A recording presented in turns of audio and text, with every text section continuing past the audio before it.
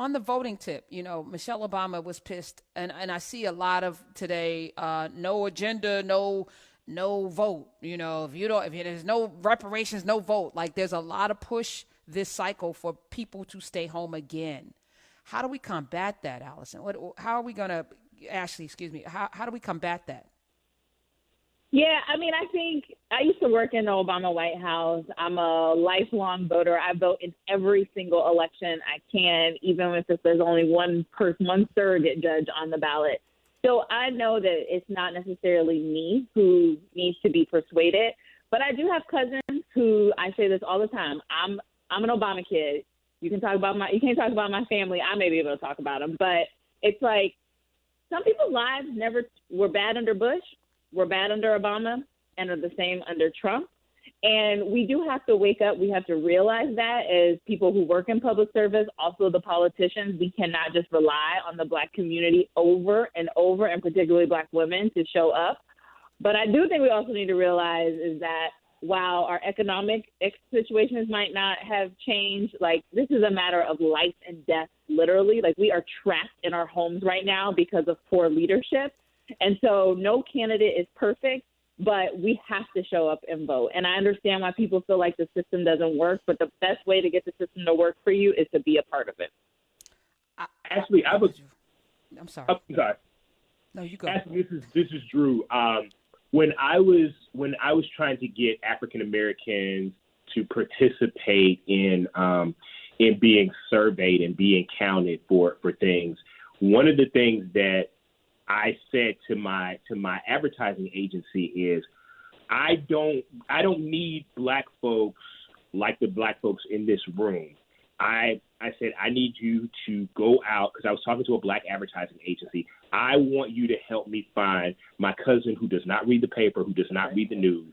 I need you to help me get a different subset of the Black community, and I want you to help me engage them in a way that's not disrespectful, that's not appropriative, that is not that honors them and respects them for where they are in sort of in a certain understanding. And I want you to come back and help me do that. What's the game plan for? You said you're an Obama kid. You said you vote at every for dog catcher. I do the exact same thing. I think we're not the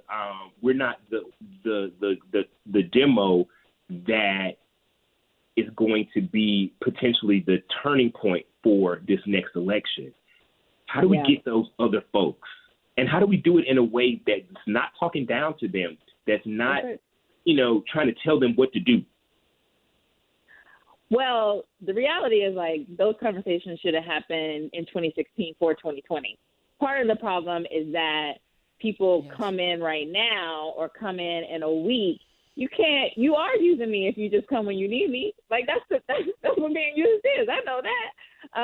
And you should need nothing from me when you are present in my community. And if you do need something and I give it to you, reciprocity must happen. And when I need something for you, you must give it back to me.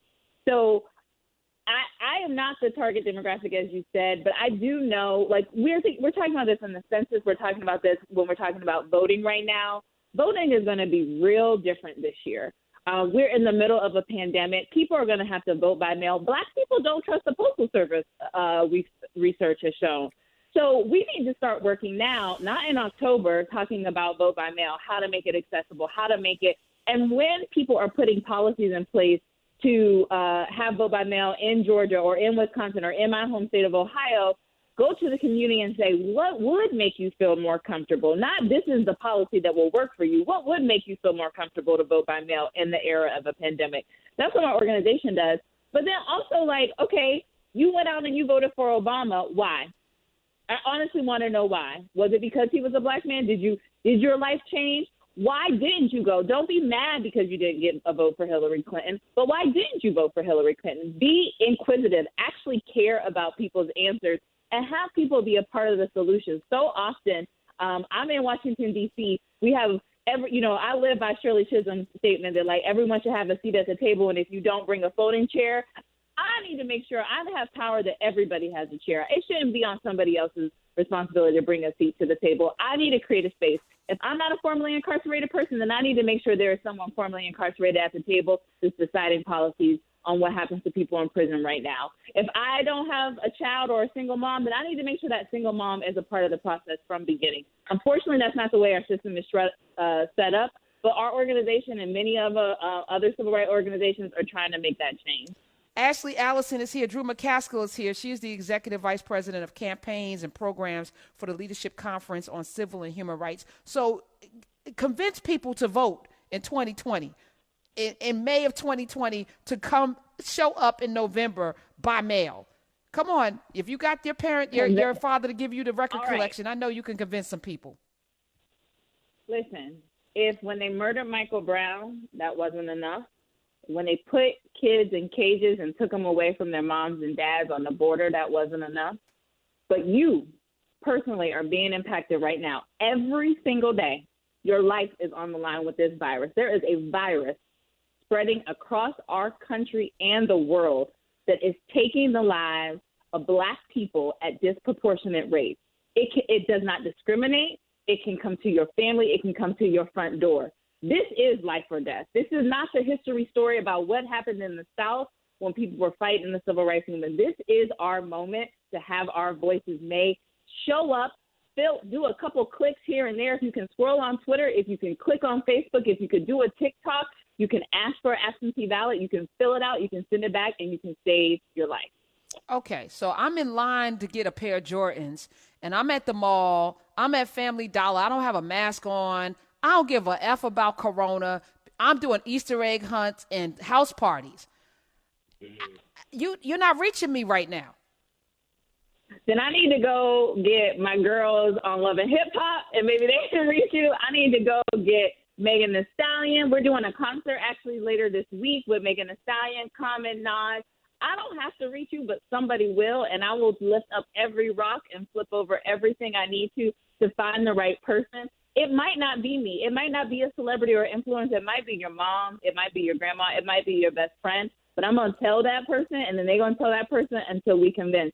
And guess what? I don't have to convince you today because I'm going to come back tomorrow and the next day and the next day, and you're going to get sick of me because you're going to have to vote. I know I'm not the perfect messenger for everybody, but that's why this show is important. All the work we do on social media and in communities and churches. You can't go to barbershops right now, well, you can in some states. But we're going to find where you are. We got messages on Save-A-Lot receipts. We got inserts in the Target bag. You're going to see it, and hopefully you will be convinced. And look, this is America, so you have a choice. You literally have a choice. But don't come on November 4th, 2020, talking about, I can't believe this if you didn't vote. It's too late at that point. It really, really is. There is something better out there for our community, and we deserve a chance to see what it is.